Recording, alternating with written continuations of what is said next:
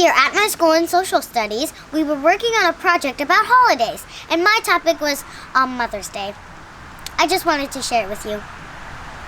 What is Mother's Day? Mother's Day is a special day to show our mothers that we love them more than anything in the world.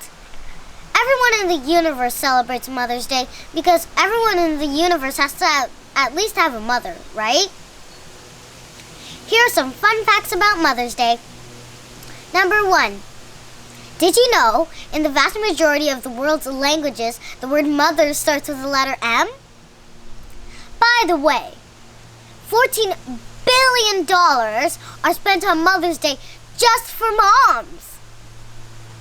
Some things we could do for our moms. Number 1, make her breakfast in bed.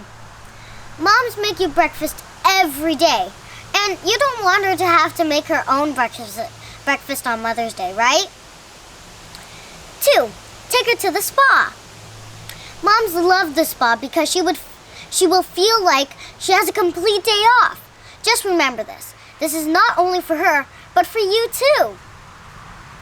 3, tell her that you will help her with her chores for the rest of the week, just to make her happy.